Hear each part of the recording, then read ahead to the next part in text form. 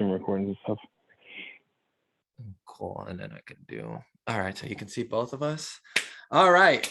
So hello, everyone. Welcome back. Another week, another episode of Open Up. My name is Lucas. My name is Mike, and this is Little Bear joining us today. We have a new boy, a new son, and we also have a guest. If you guys can't see, I hope that we can show both screens here, but we have a guest, Pacak, if you want to introduce yourself. Yeah, my name is Alex Pacak. Super excited to be here. Thank you guys for having me. Really appreciate it. Absolutely, man. Thank you so much for coming. So Pacak is funny. He's my boss basically at work, and he's an absolute savage, an absolute unit. And he has an extremely incredible story that we wanted to share, right? And of course, the goal of Open Up is always to kind of get men open and get men showing vulnerability, or people in general, right? Get people kind of having these tough conversations around mental health. And Pacak, I know that we've talked a lot on these subjects, right? Even when we're in the gym and we talk for 30-40 minutes, right? Kind of just having conversations about life, having conversations about our background, and all of that. So I just think you have such an incredible story to share, right? And I feel like kind of when someone looks at you, you're just such an intimidating guy. So I'd be so interested to see, I'm interested to hear the story and kind of give everyone else the background, right? That you might not get the opportunity to hear on the day-to-day, right? So were you going to say something? Yeah, I was going to say something. So obviously we've met twice in the gym, and I remember when I first met you, super kind. And when Lucas told me you were jumping on, I was like, oh, like homeboy that I met at the gym, I would have had no idea. Like even I, somebody who never judges anybody on their appearance, I was like, oh, I would have had no idea that he would be able to, or like want to join us on the podcast. And that just shows, like, even somebody like me who's super proactive in listening to everybody, like this just means that so many people have stories that can help others. So I'm looking forward to hearing you out, figuring out, or learning a lot more about what you have to say today. Sure. Yeah, I appreciate that. It's funny too, because, Lucas, to your point around, like, I guess individuals maybe looking at me and not assuming I'd be, willing to have these conversations. I mean, I can understand it. Sure, I think I portray a specific image, to other people, but I never see myself as that. So it's always funny, like I'll end up talking to people like yourselves or anybody else just throughout the day. And, I always get these very weird comments at first, kind of like a double-edged sword, I guess, or a double-sided compliment where it's like, oh, I thought you were a huge dick. You're actually really nice. It's like, no, I'm happy to talk, It just when you're focused or, something else is distracting me, I usually end up looking a little bit different than I would traditionally, end up sounding to other people if I'm actually engaged with them. So yeah, it's cool, I guess. It's cool. It's a weird dynamic. I guess when you have a hoodie on with the sweatpants, right? Deadlifting 7 plates conventional, no one's going to be like, damn, I really wonder how that guy's personality is really nice, yeah. But let's get into it, Pacak. I'd love for you to kind of, however much you want to share, however comfortable you feel, but kind of open up about your story and your background and kind of share, a little bit about, I know you have a very, very deep and powerful story. So we'd love to hear that, Yeah. I guess, first things first, I don't really think I've had it, I guess hard when you look at it from the viewpoint of, where others are at or some of the challenges and struggles they go through on their daily life. I think a lot of this is, I would say a very good place to be in, some of the challenges that I've faced. But at the end of the day, the stuff still takes toll on individuals and the way that you perceive specific instances in your life. Obviously something that might hurt to me might not hurt to somebody else if they've gone through some, much more difficult times. But I think that's one of the biggest things to get across in a podcast like this is that no matter what's really eating you up inside or changing the way that you're, acting on a day-to-day basis or how you feel about yourself or how you interact with the rest of the outside world, is that if it's causing you any kind of pain, it's something you have to deal with, right? No matter how little or how big. I think that might be one of the biggest challenges about having men open up is that, you want to say that other individuals have it worse than you, and I can just man up and toughen up and, hide my emotions away and just deal with my stuff. But, at the end of the day, and we'll talk through this, you get 18, 19, 20 years into life and, sometimes it just doesn't feel like there's a way to get out of some of those things that you've kind of pushed down for so long. And it's heavy and it's almost like a snowball, right? It's like a snowball Yeah. effect. You kind of just keep piling more, thinking, I just got to toughen through it. I got to keep going, whatever. Someone's always got it worse, blah, blah, blah. And then it just gets worse and worse and worse. And next thing you know, you're kind of just, you're down, you're deep in the gutter. And I have a difficulty with that where I like, similar to you, like I feel like my life is very positive, and compared to some other people, like I'm very grateful for how my life is right now. But with stresses, I'll have 20 different small stressors that I sometimes ignore. And then when I have 20 things, my mind gets cluttered. And then those small stressors become 20 bigger stressors. And then I just become very overwhelmed. So it's super important to have like friends such as Lucas, where I can communicate those things and like open up literally, and talk about some of these problems so they don't become that big, huge snowball effect. And that's why these conversations are so important, right? Because I think that everyone, yes, there is always someone. I feel like that's not a bad mindset to have, that there's always someone that has it worse than you, right? But what you feel, everyone's life is different, and what you feel and what's going on with you is also valid, right? So that's also extremely stressful, and you have the right to still, feel sad about it or feel anxious about something, and kind of want to express that. And this is the best. There's nothing better, than verbal communication when it comes to handling issues of that nature. Sure. Yeah. And to the point earlier about having somebody to talk to, I think it's extremely important as well that, even somebody like you guys were mentioning before, that maybe you see me and you wouldn't necessarily perceive me as somebody to talk to. There's always people in every walk of life that you run into, whether it's, at the grocery store, you're at the gym, you're at work. There's always somebody that's willing to stop and listen. So even if you don't have that individual, you could probably try to find them to take an opportunity to meet someone and just kind of open up a little bit. I can't tell you how many heart-to-heart conversations I've had, in the past 3 to 4 years when I started becoming more comfortable like this, just out of the blue. You run into somebody, you start talking a little bit, and all of a sudden, Lucas, we've done it a million times.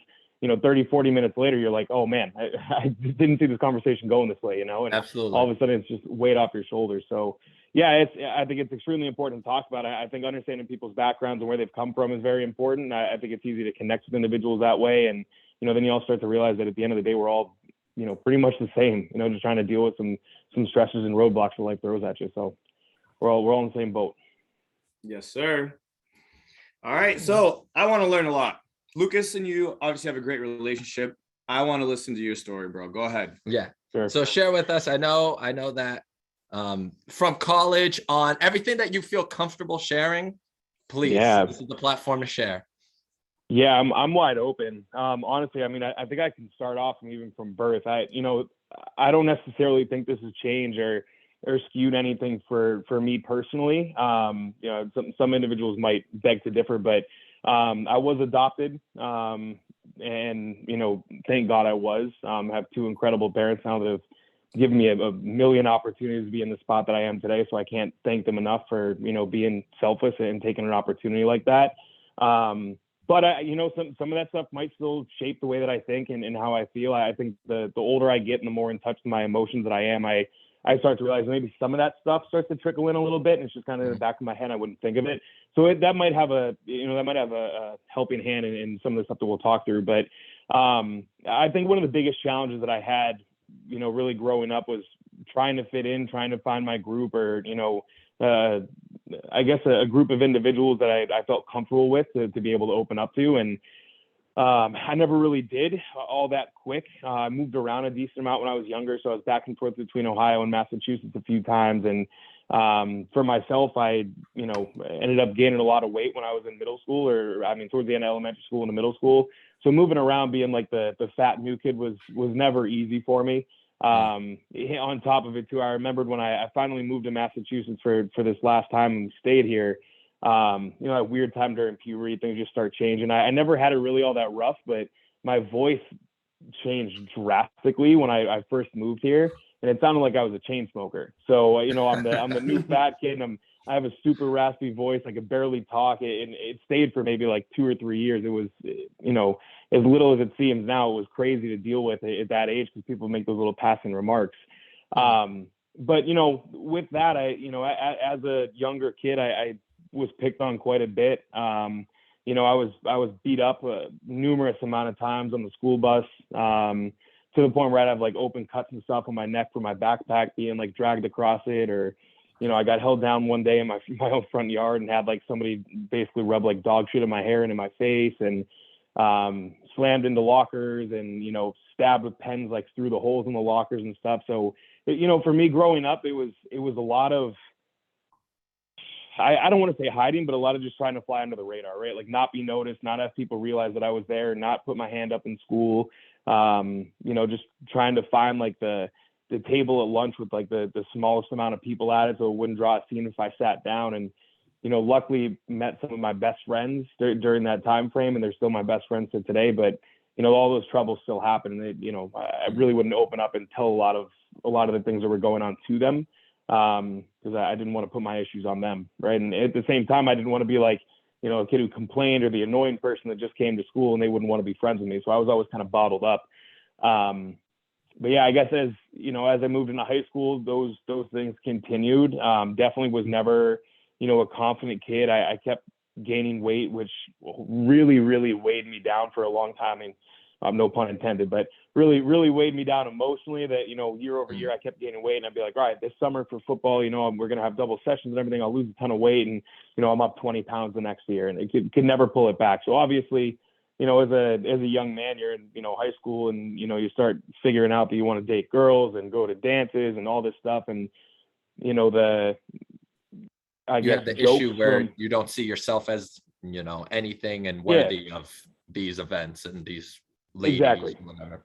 Yeah, exactly. And you don't even try to go out of your way to say anything, right? And I remember, you know, one of the first times I tried to muster up the courage to be able to ask someone to a dance, and, you know, those early things that happen in high school, you know, getting laughed at or, you know, made fun of, or people being like, why would you even ask that person? That person's so out of your league. And, you know, after you go out of your comfort zone a couple of times, you try to do that when you already have like a negative self-image in your head, you shut down, right? And then, you know, the rest of your peers, like male peers, will continue to, you know, pick on you and do whatever they feel is the, you know, funny or, you know, right thing to do at that time for being one of the popular kids in school. And, you know, after years and years of taking that, it just got to a point where I realized I needed to try to fix something.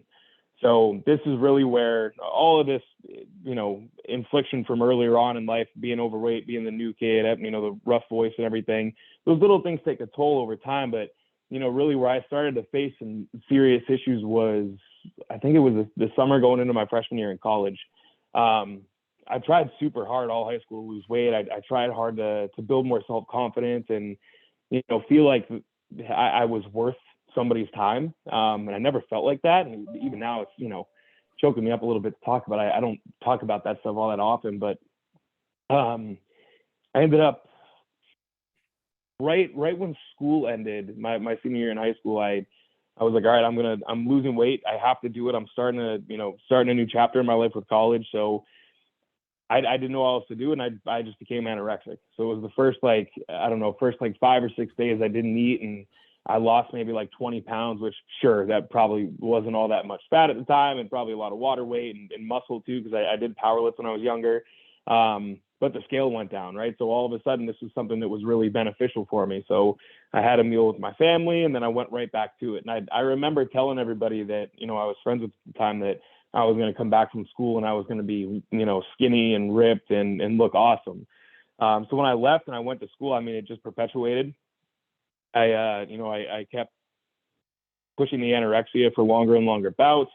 Then I would binge eat. I would feel bad for binge eating, and, you know, I'd end up purging. So I was going through this awful cycle of like anorexia, then, you know, binge eating, then bulimia, and it kept going for quite some time. At that point, I mean, my body had pretty much withered away to nothing. I had no muscle mass on my body whatsoever. I went from, you know, being able to squat over 400 pounds in high school to barely being able to unrack 135 pounds off of the squat bar because my legs were so frail. My mental capabilities were dwindling. I was, you know, pretty much failing out of school at that time. I was so depressed I wasn't going to classes. When I would, I wasn't there mentally. I ended up on academic probation that year. So, you know, there was a lot of challenges that one time right when I got to college in that fall semester. Then I had some other issues where I wanted to come home. My parents didn't necessarily agree with me at the time, and I stand by their side on that one, because from not telling them what was going on, they thought I was just trying to leave and take an easy way out because school might have been a little bit difficult, and they weren't aware of how deep I was in mentally at that point. So I felt like I lost everybody. Like, my friends were back home in Massachusetts. My parents were basically telling me, like, don't come back home, like, figure your shit out. Really didn't have any family in the area. So I felt very, very alone. So at that point, there was only one thing I could do, and that was continue to lose weight. And, that was something I could control in my life. It was a easy thing for me to have control over. So I kept pushing and kept pushing. I think by the time that I got into a bad spot, I was probably like 160 pounds. Now, this is, from a time perspective, I started losing weight that summer going into my freshman year at 265 pounds. And now you're looking at not even December. So, like, not even 6 months later, and I'm already 160, 165 pounds. Yeah. So it was a very, very big weight drop. And you got to think too, everybody's telling me, oh my God, you look great. So it's just perpetuating this idea of just keep doing what I'm doing. Yeah. Keeping the cycle going. Yeah. I remember I came home for a weekend, and, people didn't even realize who I was. And I remember people being like, oh my God, I can put my arms all the way around you when I hug you. And I was like, hey, I guess, if I want to accomplish this, I just got to keep dealing with the stress that I have right now.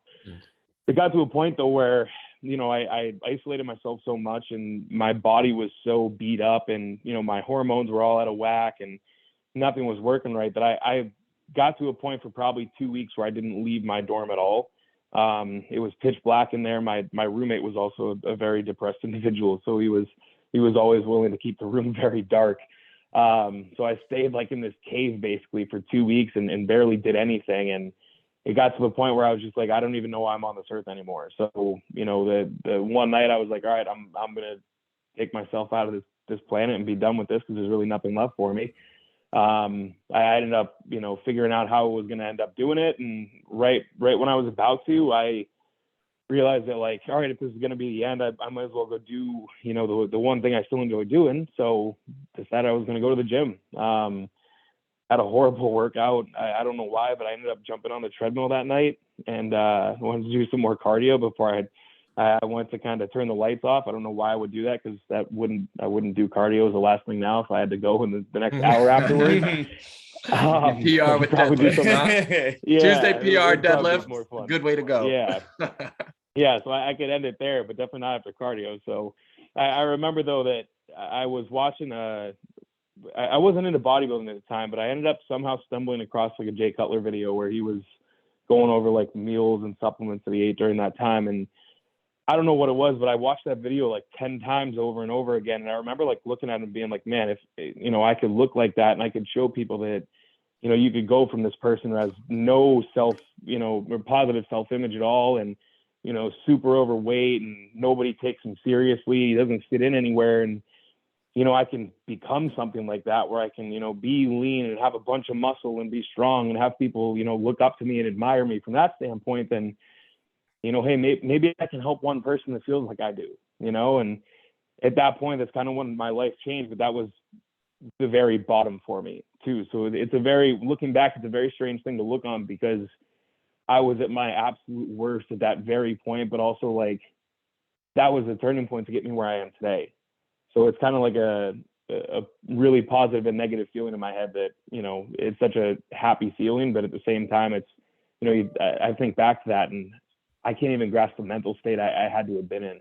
Like, I'm so far removed from it now that I can't even understand how I felt at that point. So it's crazy. I guess we could stop there for now. I'm sure we could probably talk through some of that stuff, but I can continue talking through some of the rest of the stuff from like, bodybuilding and work and all that stuff later. Yeah, no, well, first, thank you. Thank you. Thank you for sharing that. I know it can be a lot, and I definitely understand. I'm just sharing it. I remember, around this time last year, it's funny because I was actually just talking to one of my friends, Hannah Shagru, about this the other week, but like this time last year or a little bit earlier, I can't even remember now. I was just like in such a low mental state. And I'm grateful for a lot of the people that were able to help me kind of come out of it. But it's like, it's just such a deep and powerful feeling, like looking in the mirror and just like not liking what you see and like not realizing who you are and like not recognizing and like having that feeling that of just like worthlessness, right? And I remember being in those shoes, and like you said, like I can't even imagine, like I don't even know why those thoughts went to my head, right? Like I feel like now, through years later, years down the line, right? And just through a lot of, not years down the line, 1 year down the line, months later, but just through a lot of like self-help stuff, like being able to view like the bright side of life and be able to just view there's so much more towards being here, and there's so much more towards life, and there's so much more, um there's just so much more than what we thought back then, right? And I think about it from my perspective now, right? Like I personally am so grateful for, you being here and you for assisting, and I think about everyone in the new hire class who's always like, Pacak's the best, right? And like the impact that you've had just on the next generation of people, not only in work but outside of work too, right? Like everyone just loves you, period. So it's a blessing that it was a Jay Cutler video that kind of brought you back to this, right? And brought you here with us now. So, but it's just so powerful. And I'm so glad that you really shared that story. Yeah, I appreciate it, man. Thank you for opening up, bro. Like you said, that ideology of if I can just help one person or show one person that they can go from this to this, like it's a very powerful mentality. Like I remember when that clicked for me, like my mindset with just everything in life, whether it was work, fitness, whatever, like if you can help motivate anybody else, you're helping somebody else. And that just brings the ultimate joy. Yeah, that trumps everything else. I mean, and even to Lucas's point earlier from like work and stuff, I find myself gravitating, in everything I do towards, helping others, even if I'm not even realizing it, right? And it's just because I know that, the broken person I was for so long would have loved someone to put their hand out, and like be there. And granted, I might have siloed myself away from those opportunities. I think too, I trapped myself mentally and put myself in a little box away from everybody. But, knowing that people can feel like that, and there are people that really are so bad that they do take their own lives, doing anything for anybody on a daily basis, it can go so far. Even just holding the door is crazy as it sounds for somebody to hear that and be like, no, how could that stop and change somebody's day or alter the rest of their lives? Like, you don't know where people are at. I mean, Lucas, to your point about, when you were a little bit depressed too, and having a hard time looking in the mirror or looking yourself in the mirror, not liking who you are. There was years of my life where I didn't even look at myself in the mirror because I was ashamed of who I was. Not only from, a physical perspective, but, my laziness and my lack of ambition and motivation and like capability to control my actions on a daily basis. And because of that, I barely even looked at myself. And I remember I got to a point one day where I went to shower and I looked at myself in the mirror and I was like, what are you doing? Like, what are you doing? And at first it was like, look at yourself. And then it was like, but really like look at yourself internally too. Like you look like shit physically, but you can't even look at yourself physically because of who you've let yourself become. And at that point, that was when it became the long road of being who I am now and finally being able to like feel how I feel and understand those feelings and being able to talk through them. Because you run away from them for so long, you can't even internalize them yourself, which is probably where a lot of people are right now, especially with COVID and stuff. You get stuck with your own thoughts. It sucks. And I'm curious because you were at the ultimate low, right? And that feeling, that's the lowest you can go, that feeling that you don't want to live anymore, right? So, and there's a lot of people who are probably struggling, fighting a same battle or struggling in that deep darkness, right? So what are some of the things, if anything, outside, I know that you picked up bodybuilding as a passion and lifting as a passion, right? So what are some of the other things that you might have done, maybe it's unique to you or maybe just overall, whatever tips or tricks you have to maybe help people who might be in the same situation, right? Like what'd you do to get better? How can other people follow your footsteps to get better? Because you've built yourself up to be something of such an incredible person, right? Like the North American lead, right, for development for Dell Technologies. You're a monster lifter, you radiate a certain type of confidence, right? And even, you know, it can be a little intimidating, but like when people talk to you, they feel a genuine connection and they feel inspired and motivated and moved, you know. And you've been a huge motivating factor of mine, you know, for my impact in Dell and my success, right? I'm always thinking in the back of my head, like, I just want, you know, want to be like that. I want to make them proud, whatever, want to work hard, because that's exactly what happened, right? So you've built yourself from the bottom, literally. And what are some tips and tricks that you have for people who are fighting the same battle, that want to, you know, build themselves up as well? Yeah, it's a good question. It's something I'm still trying to, you know, really find an answer to. I think some of those things will change as your life evolves as well, right? Like there's going to be different outlets that you get exposure to and things like that. So, you know, your point, Lucas, the first outlet for me was bodybuilding. Not even bodybuilding. It was primarily just being in the gym and pushing myself, right? Like knowing that I could find a limit and try to break through it. And I just had those little wins every day to where I was like, okay, I'm getting better, right? Like I'm winning at something, even if it's one more rep on something, like I won today, right? And it's funny, I have this tattoo, it's WTD, and it says win the day. But that really has been something I just recently heard a year or so ago, but it was something that was in the back of my head ever since I started down this path again, trying to like reinvent myself. It was just find something you can be proud of for just that day, right? It doesn't have to be everything. Little teeny tiny steps. You know, this is what 11 years later. Little steps amount to a lot over time. But realistically, I think, you know, one of the challenges I ran into was that I only had that. So I really wasn't able to get all that much better from an emotional or mental standpoint, you know, all that quick. It took quite some time. I mean, realistically, I would say for 3 years now, I've actually felt confident and capable of who I am and what I do. So you got to think that's, you know, 7-8 years potentially of still feeling bad. And I don't think it's just because of the fact that, you know, it took time, and it's just I had like one outlet from bodybuilding or weightlifting, but I had to really find out who I was as an individual and not something that got me out of bed every day. So I think a couple of things that matter. One, I mean, I had a bout of trying to go to a few different therapists, and, you know, at the time, and I was stubborn, and I'm still very stubborn to this today, but it's for me personally is that I don't like therapy. And that might be an unpopular opinion, but for me, I don't like it because I don't trust the connection with the other person. Right. I look for relationships. Some of my best friends, like, you know, even you, Lucas, having conversations randomly that I didn't even plan to have. Those are the conversations that really make me sit back and think and, you know, try to figure out who I am, because those individuals closer to me give me a different perspective and a different lens, but they're seeing the same thing. Right. Like I might internalize something in my life, but they're seeing it from a different lens, give me a different perspective. And they tell me when I'm being stupid or not. You know, I don't think, you know, having that relationship for me with a therapist is really all that effective, because they didn't really know me, right? Like it was so hard for me to open up. I needed people to understand who I was first before having that relationship. So I tried a lot, and, you know, it didn't work. And honestly, some of that stuff went back to, you know, some individuals telling me that, you know, you have problems with abandonment because you were adopted. And that's really when it was hard for me to continue down that path.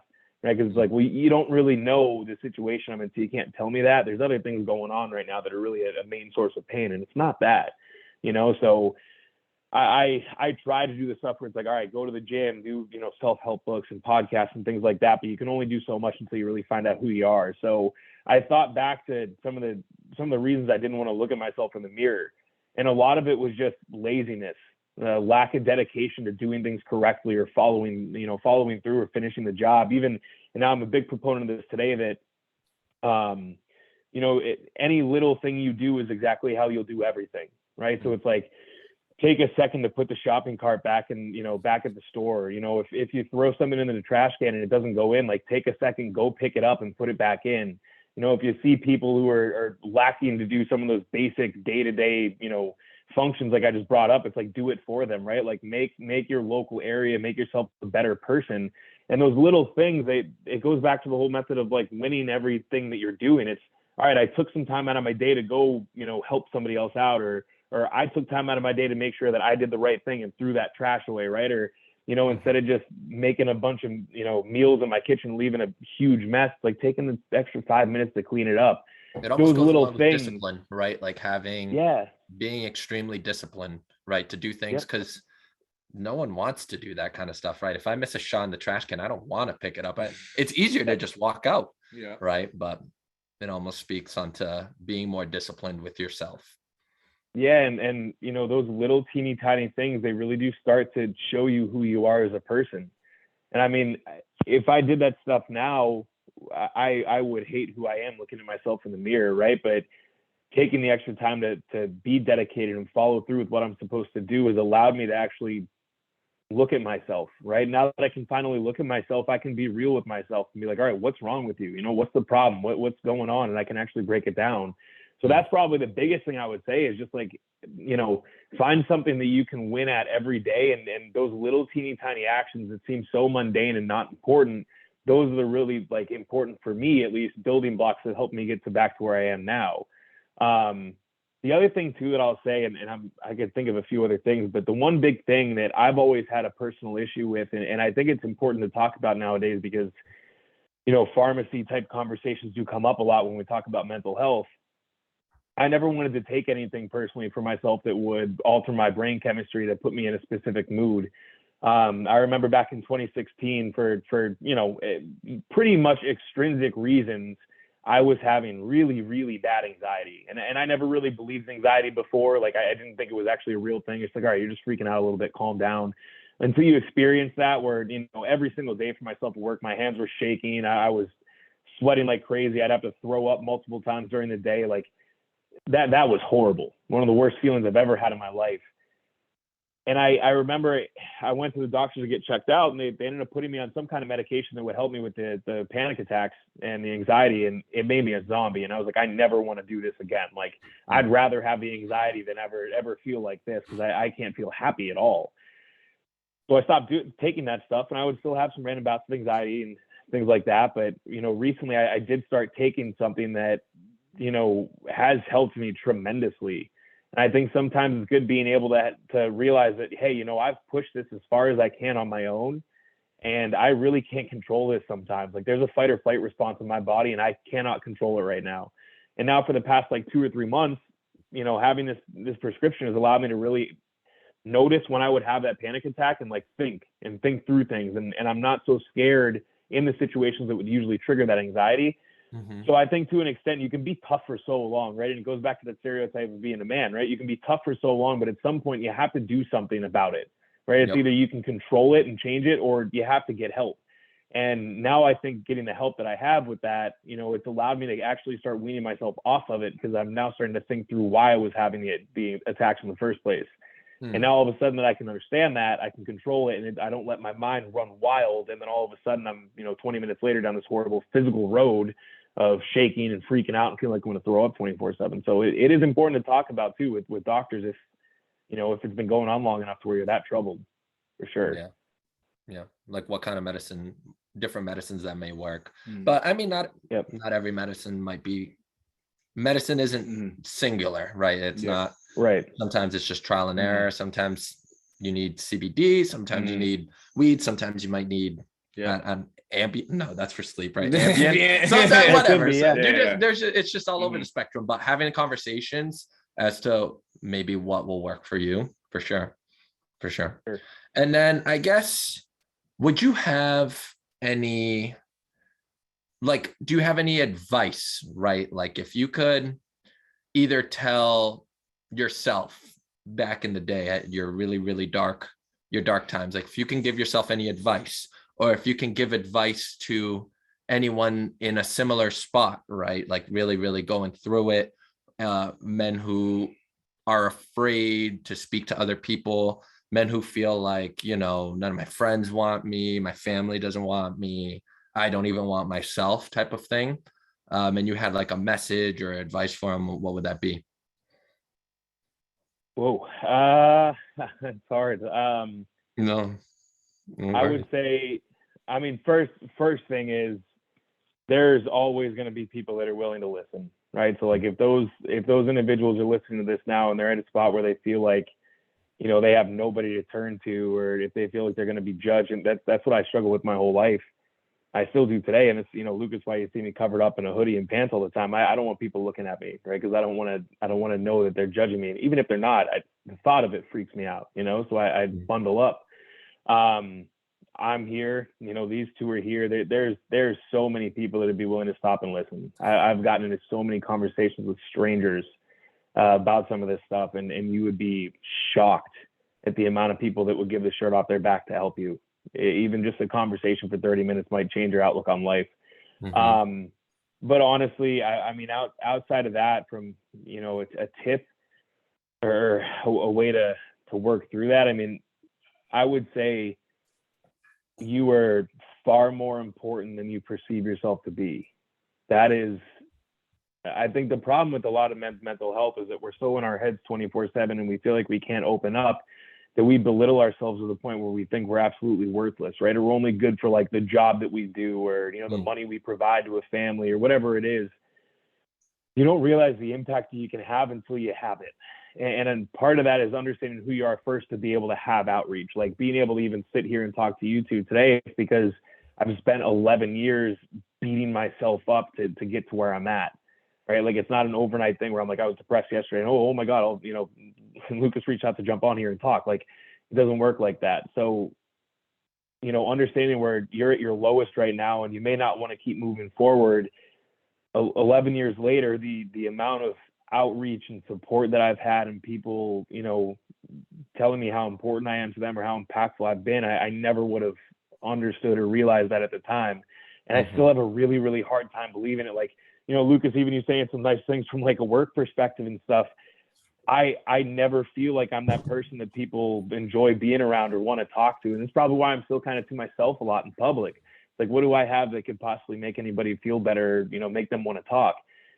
Because you go through so many years of feeling like that, it's kind of just stuck in your head for a while. But, you know, then you end up having these conversations over a couple of years, and you realize, like, man, you know, if I didn't make it out of 2010, none of this would have happened. You know, yeah. I never would have been able to see any of this.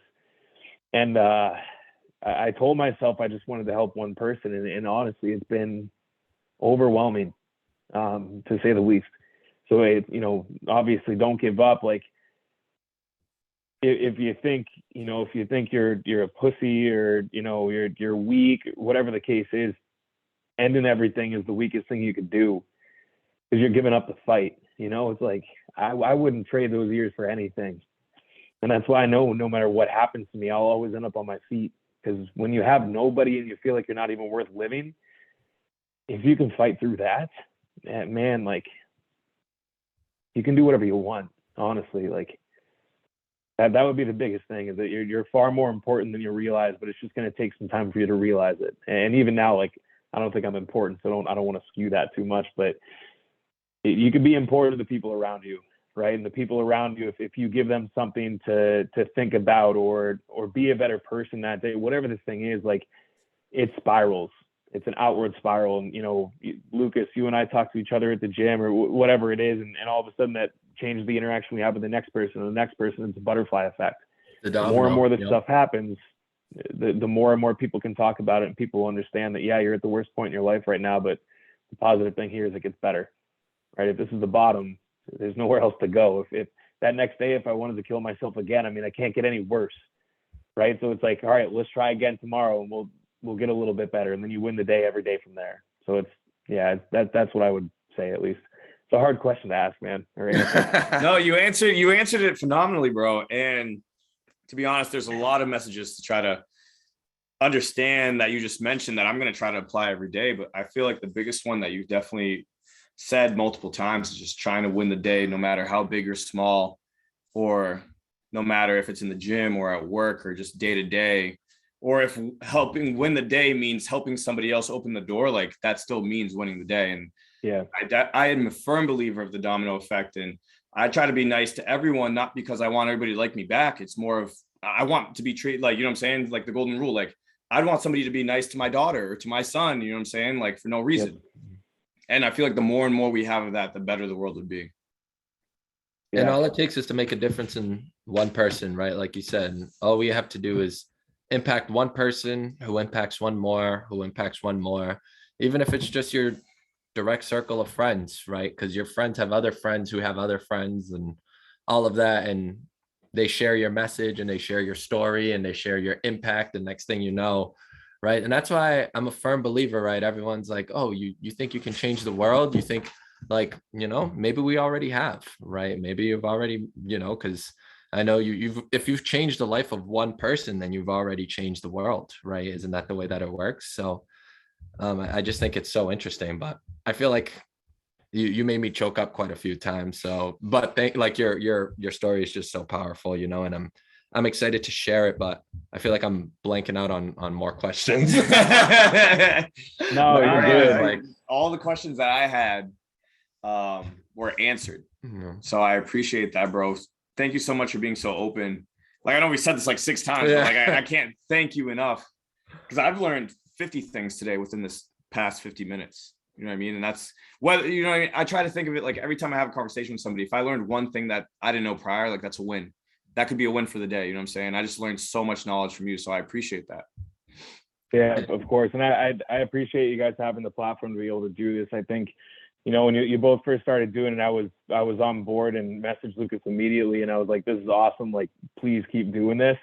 The more and more that people are even just seeing this, if they don't listen to this show, every single time you put something out, even if they just think a little bit differently and they think back to it, oh, last year I watched that podcast and that group of guys were able to open up and share their story. Like, why can't I do that?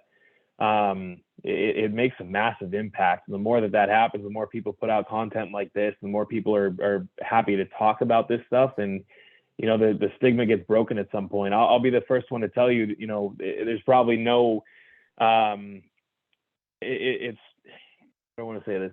It's obvious for me at least, and I'm sure it could be obvious for a lot of people looking back as to like how I ended up where I'm at today with, trying to be super strong and be a bodybuilder and stuff. It's a shell on the outside of my body to cover up from all the shit that I dealt with when I was younger. But at the end of the day, you end up going through all those battles and starting to, build scars, I guess you could say. And for me, it's, the bigger and bigger that I get, I might be the person that, somebody would walk by and be like, that person's never had a problem in their life. Today I walk into a corporate office and I'm sure people probably wouldn't expect to hear any of the stuff that just came out of my mouth, and vice versa. I don't look like somebody who should fit in a corporate office, right? It's the stereotypes and stigmas that have been set for everybody, not just men, are bullshit. It's like, be you, be yourself, open up. Like, the reason I'm happy to talk about this stuff is because I've already been shit on so many times in my life that, like, what are you gonna say to me now that is gonna hurt me? I'm being honest about who I am. Yeah. You can't really skew that or bend it any which way. So the more people have like the right. Exactly. It's like, it's funny as it is, it's like 8 Mile, like you go out and you shit on yourself in front of everybody else. What can you say about somebody? And now you can know who I truly am and how I think and how I feel and how I operate. And the more and more comfortable I get saying that to you, the more comfortable I get saying it to a room of 500 people. Right. And you can use me to, say that I'm weak or whatever you want to say. But at the end of the day, that individual who thinks that this is kind of like a pussy thing to do and talk about this stuff isn't the person that we're trying to reach out to, right? It's the person that isn't saying anything. It's the person that's hiding from everybody. It's the person that doesn't want to open up. Those individuals get a lot from this, right? So the more and more that this stuff gets put out there, the better it is for honestly all mankind, because the stigma needs to go away. You can still be a strong, tough motherfucker and still cry at the end of the day. It's okay, right? As long as you can keep it to when it's necessary, right? There's no reason to make a mountain out of a molehill, but if you need to, you can let it go, and you can be emotional and vulnerable, and it's okay. And I'm sure at the end of the day, your significant other would like that as well, right? If you can actually be vulnerable and know who you are. So yeah, this stuff is super important. I hope you guys have like wild success with this, and everybody hears and hears the stories of both of yourselves and everybody you bring on, because it's very important to continue to talk about. No, absolutely. Thank you, brother. Yeah. And it just goes, Mike gave me this book, For the Love of Man. Yeah, For the Love of Man. I was going to bring it to Barbell. I'll definitely bring it. And then it was just so interesting, but it was talking about men's inabilities to express and to be vulnerable, and how it just impacts everything in life, and how you end up feeling alone, because even like you can't have a normal conversation with your guy friends without, you try to talk about how you're feeling today. They think, you're a pussy, or, you try to show affection to your guy. They think you're gay. And that's like the most terrifying thing that's possible. Right. And how you're supposed to be this sturdy, strong man that financially provides for a woman, but that's not what women want to begin with. They just want people who feel, they want to feel that connection, right? And they want to feel that, they want to feel you on a deeper level. But a lot of guys have a difficulty accessing that because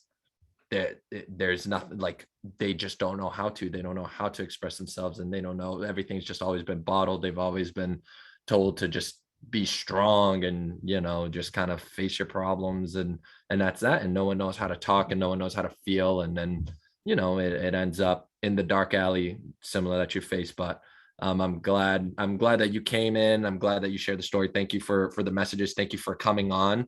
And I think your story is going to share a lot of people, right? I think your story is going to help a lot of people. So thank you for sharing. I'm thinking too fast, jumbling. But yeah, I think that's it from me. Do you have anything? No, for the 20th time. Thank you. I don't know if you have anything else to say. I know we just gave a little message, but if you have anything else to say to the audience before we stop the Zoom recording. Yeah, no, I would just say, if there's anybody that ever needs anything, or just somebody to lean on or talk to, I'm always here. I will say, and this is kind of the last thing for me, like my own mental health right now, especially being at home and working on, all these computers and phones and stuff, like I do put my phone away quite a bit. So sometimes it takes me a while to get back to messages. So if you do message me or you want to talk, don't feel like I'm ignoring it. It's just, me prioritizing myself and my relationship and some quality time. But yeah, if anybody needs anything, I'm always here. More than happy to take a call or a text, or, talk in person if you really need it. Whatever you need, I'm here for everybody. Awesome. And anyone that ever needs help, we're here too. And there's a lot of people who are here for you. Some you might even surprise you, right? So well, thank you everyone for tuning into this episode. Thank you, Pacak, for coming. We appreciate all the love and support always that we've received. And just thank you for everything, Pacak. Thank you for everything, everyone. And thanks for joining us on this other episode of Open Up. Catch y'all next time. Thank you, gentlemen. You got to do a peace sign. You got to do a peace. You said MySpace. All right, my man. I gotta